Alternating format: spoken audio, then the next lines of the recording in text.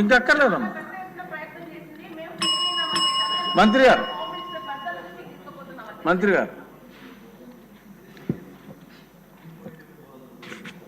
అధ్యక్ష, ధన్యవాదాలు అధ్యక్ష. గౌరవ సభ్యులు మాట్లాడిన మాటల్లోని వాళ్ళ తాలూకా బాధ ఒకటేంటంటే సొసైటీ పట్ల వాళ్ళకున్న రెస్పాన్సిబిలిటీ ప్రజాప్రతినిధులుగా అన్నది చాలా క్లియర్గా కనబడుతుంది. యాక్చువల్గా మనం అధికారంలోకి రాకముందే ఈ విషయం చెప్పాలి అధ్యక్ష. ఒక 2 minutes నాకు ఒక టైం ఇవ్వండి, ఎందుకంటే చాలా crucial issue and important issue అధ్యక్ష ఇది. ఎందుకంటే లాస్ట్ టైం మన గౌరవ మంత్రివర్యులు లోకేష్ బాబు గారు యోగాలం చేసేటప్పుడు నేను చంద్రగిరి కాన్స్టిట్యున్సీకి వెళ్ళాను అధ్యక్ష. చంద్రగిరి కాన్స్టిట్యున్సీకి వెళ్ళేటప్పుడు సార్ దగ్గరకు వచ్చి ఒక తల్లి ఒక బిడ్డను తీసుకొచ్చి ఆ బిడ్డకి కూడా స్కార్ఫ్ కట్టుకుని వచ్చింది అధ్యక్ష. తల్లి బిడ్డ ఇద్దరు స్కార్ఫ్ కట్టుకొని వచ్చారు.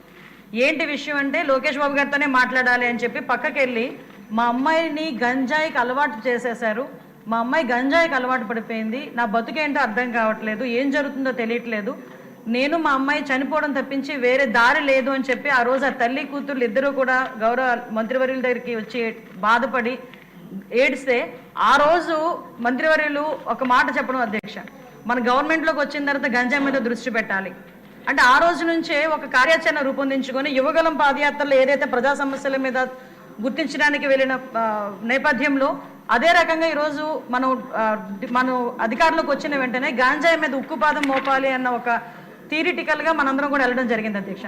దీనిలో భాగంగానే చూస్తే నిజంగా సభ్యులు అన్నట్టుగా ఈరోజు గాంజాయి అనేది ఎలా అయిపోయిందంటే ఎక్కడో ఏజెన్సీ ఏరియాలో పండే గాంజా కాస్త ఈరోజు స్కూల్ బ్యాగ్స్లోకి వచ్చే పరిస్థితి వచ్చింది అధ్యక్ష. స్కూల్లో పిల్లలు కూడా గాంజాయి తీసుకునే పరిస్థితులకు వచ్చేసారు. అంటే లాస్ట్ 5 సంవత్సరాలు ఇందాక సభ్యులు మన వాసు గారు మాట్లాడినప్పుడు కనీసం గాంజాయి మీద కానీ గాంజా బ్యాచ్ గురించి కానీ బ్లేడ్ బ్యాచ్ గురించి కానీ దౌర్భాగ్యం ఏంటంటే ఒక సీఎం స్థాయిలో ఉన్న వ్యక్తి ఏ రోజు కూడా ఒక రివ్యూ తీసుకోకపోవడం, ఒక ఇన్ఫర్మేషన్ కనీసం తెప్పించుకోకపోవడం అధ్యక్ష. దీని పర్యవసానం ఏదంటే 5 సంవత్సరాలు దీన్ని క్యారీ ఫార్వర్డ్ చేసుకొని ఈ రోజు ఇంతవరకు రావడం జరిగింది అధ్యక్ష. దీని నేపథ్యంలో ఈ రోజు ఈ గంజాయిని ఇమీడియట్గా మనం అరికట్టాలి అనుకునేటప్పుడు చాలా ఎక్సర్సైజ్ చేసుకోవాల్సి వస్తుంది అధ్యక్ష. సిస్టమ్ని కూడా మనం మళ్ళా రిపేర్ చేసుకోవాల్సిన పరిస్థితి ఏర్పడింది అధ్యక్ష. ఇంతకుముందు గాంజాయికి సంబంధించి పైనుంచి ఏజెన్సీ నుంచి కిందకు వచ్చే సిచ్యువేషన్లో ఎన్ని చెక్ పోస్టులు ఉన్నాయని నేను వైజాగ్ సిపి గారిని ఒకసారి నేను హోమ్ మినిస్టర్ అయిన వెంటనే మాట్లాడితే కేవలం 2 సీసీ కెమెరాలు ఉన్నాయి, చెక్ పోస్టులు ఉన్నాయి, దాని దగ్గర 2 సీసీ కెమెరాలు ఉన్నాయని చెప్పారు అధ్యక్ష. అంటే చెక్ పోస్టులు కూడా పెట్టుకోలేని పరిస్థితులు అయిపోయింది. ఈ రోజు మళ్ళా తిరిగి గాంజా నిర్మూలనకి పర్టికులర్గా ఎక్కడెక్కడైతే ఏరియాస్ నుంచి అయితే మనకి ట్రాన్స్పోర్ట్ జరుగుతుందో ఆ ట్రాన్స్పోర్ట్ అన్ని ఏరియాలలోని కూడా చెక్ పోస్టులు ఏర్పాటు చేసుకున్నాం. చెక్ పోస్టుల దగ్గర సీసీ కెమెరాస్ ఏర్పాటు చేసుకున్నాం అధ్యక్ష. ఏ గాంజా తీసుకునే వ్యక్తి కూడా ఎక్కడ కూడా తప్పించుకోకూడదనే ఉద్దేశంతోనే సర్వేలెన్స్ కింద సీసీ కెమెరాలు ఆల్రెడీ ఫిక్స్ చేస్తున్నాం అధ్యక్ష. దీని నేపథ్యంలోనే మనం అర్థం చేసుకుంటే అధ్యక్ష ఈ 5 నెలల కాలంలో మనం వచ్చిన ఎన్డీఏ గవర్నమెంట్ వచ్చిన 5 నెలల కాలంలోనే సుమారుగా 25,000 కేజీల గాంజాని ఈరోజు పట్టుకొని గవర్నమెంట్ స్వాధీనం చేసుకునే పరిస్థితి, పోలీస్ డిపార్ట్మెంట్ వాళ్ళు పట్టుకొని స్వాధీనం చేసుకునే పరిస్థితి కనిపించింది అధ్యక్ష. దగ్గర 916 మందిని కూడా ఈరోజు మనం జూన్ నుంచి అక్టోబర్ వరకు చూసుకుంటే 916 మంది మీద ఆల్రెడీ కేసులు నమోదైన వాళ్ళందరూ కూడా వెళ్ళారు అధ్యక్ష. ఇందాక గౌరవ సభ్యులు కూడా జైలుకి సంబంధించిన విషయం కూడా చెప్తున్నారు అధ్యక్ష. ఇంతకు ముందు ఏం జరిగిందన్న దాని గురించి ఈ రోజు నేను చెప్పక్కర్లేదు, మీరు చెప్పక్కర్లేదు, ప్రపంచం అంతా కూడా తెలుసు. కానీ ఈ రోజు మేము వచ్చిన తర్వాత మా నిఘా యంత్రాలు ఎంత క్లియర్ గా పనిచేస్తున్నాయంటే ఎప్పుడు నుంచి జరుగుతుందో అర్థం కాదు. రాజమండ్రిలోని ఒక ఫార్మసిస్ట్ ఒక జైల్లో ఉన్న వ్యక్తికి గాంజా తీసుకెళ్లే పరిస్థితి నిన్న మొన్న కనిపిస్తే ఇమీడియట్ గా దాన్ని మా నిఘా యంత్రాలన్నీ కూడా పట్టుకొని అతన్ని కూడా అరెస్ట్ చేసి జైలుకు పంపించిన పరిస్థితి. మీరు అన్నట్టుగానే ఎక్కువ ఏజెన్సీ ఏరియాలోని చిన్న పిల్లలు దీనికి ఎడిక్ట్ అయిపోయే పరిస్థితి కనిపిస్తుంది అధ్యక్ష. ఎడిక్ట్ అవ్వడమే కాదు అధ్యక్ష, వాళ్ళకున్న ఫైనాన్షియల్ ప్రాబ్లమ్స్ ని బేస్ చేసుకుని వాళ్ళని పావుల కింద వాడుకునే పరిస్థితి ఉంది. కాబట్టి గాంజా బ్యాచ్ల్లోని గాంజాలు సరఫరా చేసేవారు కానీ గాంజా తీసుకునే వాళ్ళకి కూడా అధ్యక్ష ఈ రోజు ఏదో తీసుకొచ్చాము, జైల్లో పెట్టేసాము, వాళ్ళకి రిమాండ్ తీసేసాము, తర్వాత బెయిల్ బయటకు వచ్చి వాళ్ళు అలా చేసే కన్నా వీళ్ళు చేసిన వెంటనే వీళ్ళ మీద పీడియాక్ట్ పెట్టడమే కాదు అధ్యక్ష, వీళ్ళ ఆస్తులు కూడా జప్తు చేయడానికి వీలైతే వాళ్ళకి ఆస్తి ఏమీ లేకపోతే వాళ్ళ దగ్గర ఉన్న ఆధార్ కార్డులు కానీ వాళ్ళ దగ్గర ఉన్న రేషన్ కార్డ్స్ కానీ అలాంటివి కూడా సీజ్ చేసే పరిస్థితి కూడా రప్పించాలి అని గౌరవ ముఖ్యమంత్రి గారు కూడా మాకు ఆదేశాలు ఇవ్వడం జరిగింది అధ్యక్ష. దాని మీద కూడా ముందుకెళ్తున్నాం. ఇంకా మీరు కడపలో ఉన్నట్టు మా దృష్టికి వచ్చింది కాబట్టి ఒకసారి మేము కూడా మాట్లాడతాం అధ్యక్ష. అదేవిధంగా డీడిక్షన్ సెంటర్స్ కూడా మాక్సిమం ఎక్కువ పెడుతున్నాం అధ్యక్ష. ఎక్కువ మంది డాక్టర్స్ ని కూడా ఈవెన్ సెంట్రల్ జైల్లోని కూడా డీఅడిక్షన్ సెంటర్లు పెట్టడానికి ఒక ప్రపోజల్ ఉంది అధ్యక్ష.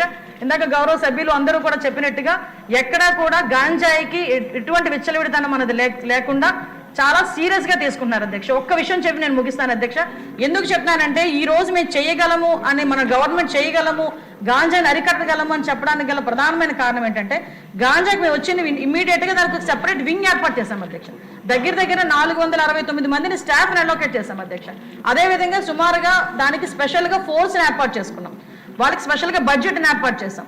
ఎక్కడా కూడా మిగతా డిపార్ట్మెంట్ వాళ్ళతో కాకుండా వాళ్ళు సెపరేట్ గా వాళ్ళకు ఒక అధికారాలు ఇచ్చి సర్వాధికారాలు ఇచ్చి ఈరోజు గాంజాని అరికట్టే పరిస్థితిలో మనం తీసుకొచ్చాం.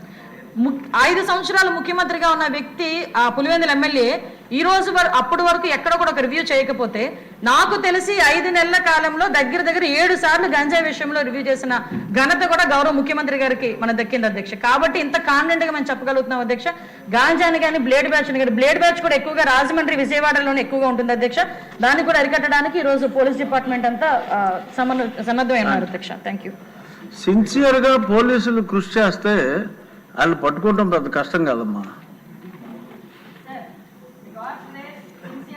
సిన్సియారిటీ విషయంలో ఈరోజు గౌరవ ముఖ్యమంత్రి గారి నాయకత్వంలో ఆయన తాలూకా అంటే ఆయన నాయకత్వంలో లీడర్షిప్ లో ఈరోజు పోలీస్ డిపార్ట్మెంట్ అయితే చాలా పర్ఫెక్ట్ గా వర్క్ చేసుకున్నారు. అధ్యక్ష నేను సభాముఖంగా ధైర్యంగా నేను చెప్పగలుగుతున్నాను, పోలీస్ డిపార్ట్మెంట్ లో మార్పు వచ్చింది. ఒకటే పోలీస్ డిపార్ట్మెంట్ కి ఈ రోజు వాళ్ళ బాధ్యత ఏంటి, వాళ్ళ కర్తవ్యం ఏంటి అన్నది ఈ 5 నెలల్లో తెలిసింది అధ్యక్ష. 5 సంవత్సరాలు మర్చిపోయి ఉండొచ్చు, కానీ 5 నెలల్లో గుర్తొచ్చింది, చేస్తున్నారు అధ్యక్ష. మీ అందరూ కూడా సహకరించాలి అధ్యక్ష.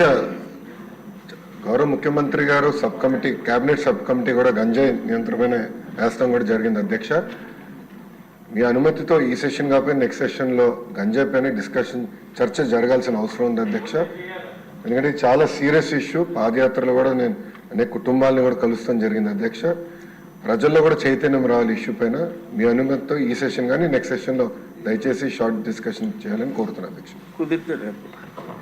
క్వశ్చన్ నెంబర్ 459 విద్యుత్ ఛార్జీల మీద ఆ సభ్యులు ఎవరు కూడా సభకు రానందువల్ల deem to have been answered. Question number 185 irrigation minister గారు నిమ్మల రామానాయుడు గారు.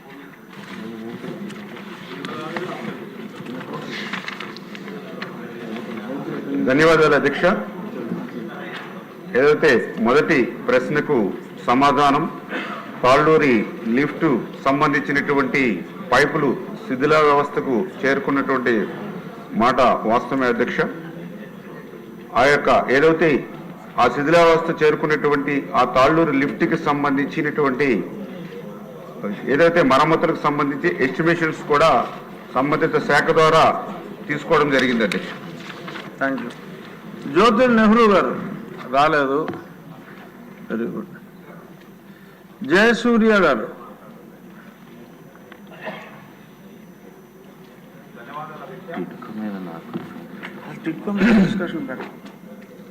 ఈరోజు సభలో మాట్లాడడానికి అవకాశం ఇచ్చినందుకు ముందుగా ధన్యవాదాలు అధ్యక్ష. ఏదైతే నందికొట్కూరు నియోజకవర్గం